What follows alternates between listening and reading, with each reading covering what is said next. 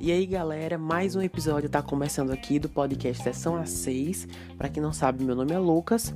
Eu espero que todos vocês estejam bem nas suas casas e que esteja tudo certo por aí.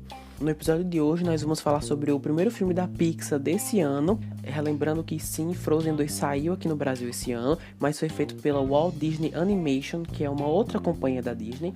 Então da Pixar mesmo é esse, Onward, ou Dois Irmãos, Uma Jornada Fantástica. Essa análise vai ser sem nenhum spoiler, e assim como eu falei há vários episódios atrás, sempre que eu falar sobre uma animação aqui no podcast, eu vou acabar dividindo em duas partes, dublado e original. Porque quase sempre filmes animados, como é o caso desse, só vêm ao Brasil dublado. Mas eu também acho válido ver o filme na sua língua original. Então eu assisti as duas versões e eu vou comentar todas elas aqui. Então é isso, vamos falar sobre Dois Irmãos. Bom, a sinopse que eu achei na internet é a seguinte. Ambientado em um subúrbio de um mundo de fantasia, o filme da Disney Pixar apresenta dois irmãos elfos adolescentes que embarcam em uma missão extraordinária para descobrir se ainda há um pouco de magia por aí. Gente, é o seguinte, eu achei essa sinopse horrível. Não fala nada da história e eu procurei muito por outra, mas a outra também era ruim. Então eu tomei a liberdade de criar uma sinopse baseada nos trailers, então não tem spoiler. E é a seguinte. Em um mundo de fantasia, dois irmãos, Ian e Barley, na tentativa de trazer o falecido pai de volta por um dia usando um feitiço, as coisas acabam não dando muito certo e eles têm 24 horas para encontrar a magia necessária para vê-lo mais uma vez. Olha só! Ei, ficou bom, viu? Eu acho que ficou melhor do que aquele da internet. Modéstia à parte. Eu tenho que admitir que, vendo os trailers para esse filme, eu não tive tanta vontade assim de assistir. Não parecia ter nada que demonstrasse que precisava ser visto no lançamento, sabe? Então imagine minha surpresa depois de finalmente assistir e descobrir que é bom. É muito bom esse filme. É uma obra muito especial para o diretor e um dos roteiristas, Dan Scanlon, porque o pai dele faleceu antes que ele pudesse ter qualquer memória dele, que é semelhante à trama do filme. Então fazer esse filme deve ter sido muito pessoal para ele. Eu queria adiantar logo que tanto as duas versões, dublado e legendado, são sensacionais. Muitas vezes as pessoas escolhem logo a legendada por não acharem que a dublada vai ser boa o suficiente, o que vai fazer jus, mas nesse caso tanto faz. As duas opções são sensacionais. Para deixar mais organizado, eu vou falar das interpretações dos dubladores em uma parte só dos personagens. Então, eu vou falar rapidamente sobre a dublagem. Como eu disse, é muito boa. Você sente que a voz de cada um coincide com o aspecto do personagem, o tamanho, a aparência. Alguns são mais agitados, outros são mais calmos, etc. Então, eu acho que casa muito bem. A dublagem brasileira fez um ótimo trabalho aqui. E indo agora para o legendado, também muito bom. As vozes originais também são ótimas. É aquela coisa que eu falei agora da versão brasileira. O elenco todo é bem profissional, porque eles expressam só com a voz como o personagem age, a sua personalidade, sabe? Então é isso. Em relação ao filme mesmo, eu achei muito interessante. Eu fiquei surpreso como a Pixar conseguiu criar um mundo completamente novo, levando em consideração na época em que nós estamos, de remakes e sequências constantes. Ironicamente, muitas delas também são da Disney, mas enfim, nesse mundo de seres místicos com sereias, elfos, magos e tudo mais, antigamente eles viviam em uma era de magia e prosperidade.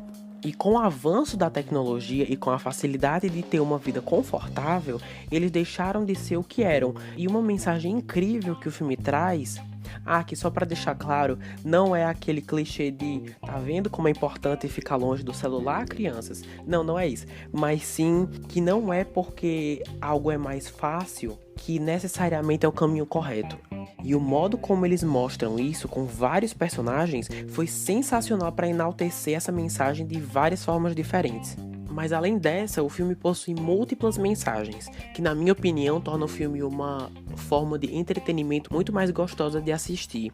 É por isso que eu acredito que, com exceção de um filme ou outro, a Pixar é uma empresa que não faz filmes voltados só para crianças.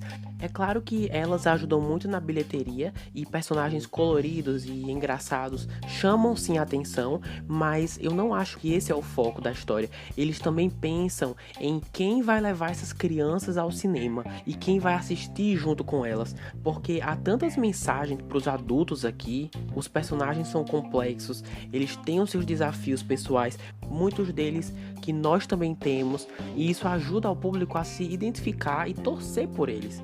Já eu vou aprofundar um pouco mais nesse quesito aí dos personagens, mas indo agora pro roteiro, pra história, é muito bom, bem fechado mesmo.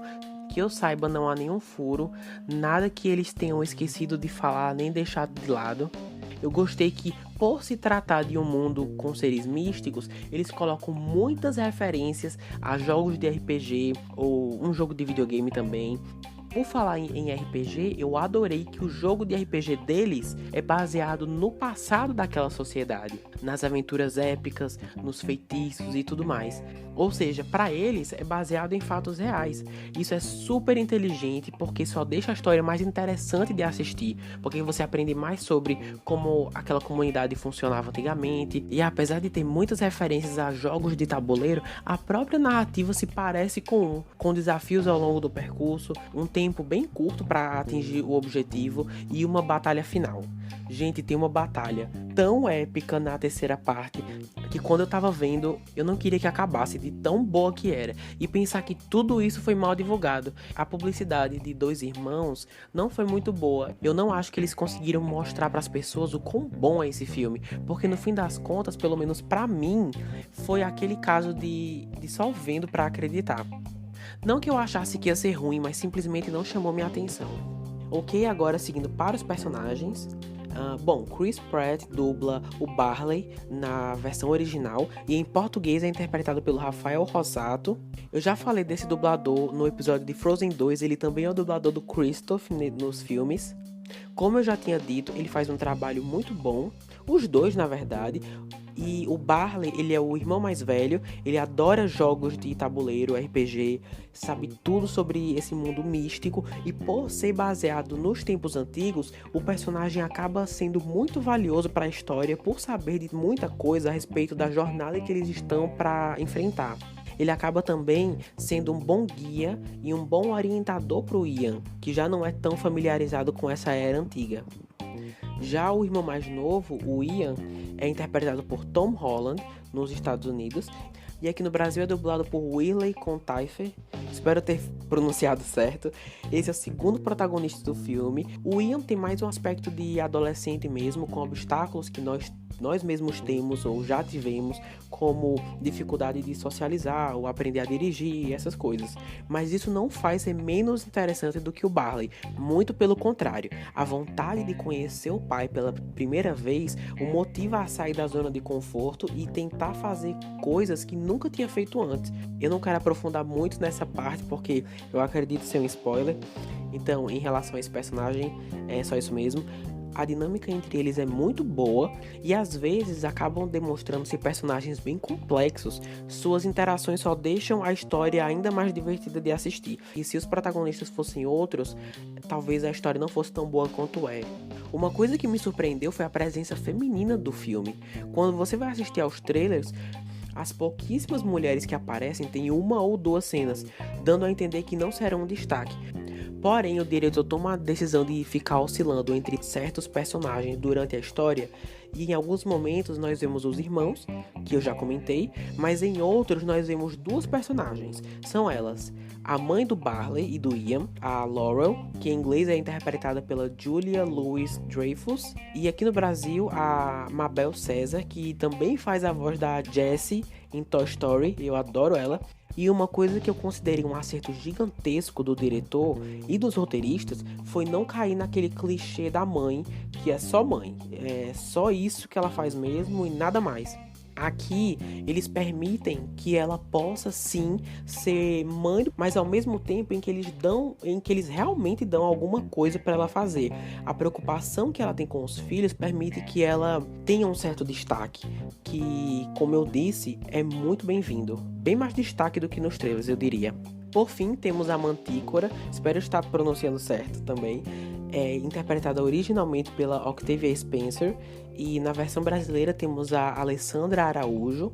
Eu não tenho muito o que falar dela, só que todo o destaque que ela teve também foi muito positivo, e a personagem tem algumas lições de moral bem interessantes, além de estar diretamente relacionada com a história do filme, e no geral eu achei ela uma ótima adição no grupo, é uma coisa também muito bem-vinda. Bom, eu não achei números exatos para o orçamento do filme, mas de acordo com a Wikipédia, ficou em torno de 175 a 200 milhões de dólares, e de acordo com a Doro Cinema, só no Brasil arrecadou 445 mil reais, e mundialmente arrecadou 103 milhões de dólares, deixando o filme infelizmente no prejuízo. Isso se deve em parte ao coronavírus, porque quando o filme foi lançado, a doença já estava se espalhando pelo mundo, então as pessoas começaram a tomar precauções, e a China, já tendo as suas salas de cinema todas fechadas, acabou resultando nisso. Eu também acredito que se o filme fosse lançado normalmente nesse país, com certeza os números seriam bem maiores. A China ia elevar muito a bilheteria desse filme. E se os cinemas no geral não tivessem sido fechados, provavelmente ele ainda teria algumas semanas mais de exibição. Eu acredito que esse filme saiu de cartaz bem cedo por causa do coronavírus. O lado bom é que essa não é a única forma de ganhar dinheiro. Devido a essa situação de isolamento, a Disney decidiu já colocá-la oficialmente na internet, então não deve ser muito difícil de encontrar se alguém quiser assistir. Como eu já falei, eu adorei esse filme de verdade, me surpreendeu bastante, foi uma surpresa muito boa, e eu sinceramente acho um forte concorrente para ser um dos melhores filmes do ano. Ainda mais porque nós não sabemos quantos filmes mais ainda vão ser lançados em 2020. Então, se você gosta de RPG, de filmes de aventura, fantasia, ficção, ou simplesmente curte os filmes da Pixar, Dois Irmãos é uma ótima opção de entretenimento para todas as idades. Bom, eu gostaria, para finalizar aqui esse episódio, gostaria de agradecer a minha amiga Denise novamente pelo design do pôster desse episódio. Enfim, galera, vocês também podem encontrar o Sessão às 6 no Spotify, no Breaker, Google Podcasts e Radio Public, como sempre. Também temos um Instagram de mesmo nome, Sessão às 6. Então, obrigado por acompanhar até aqui e até a semana que vem. Valeu!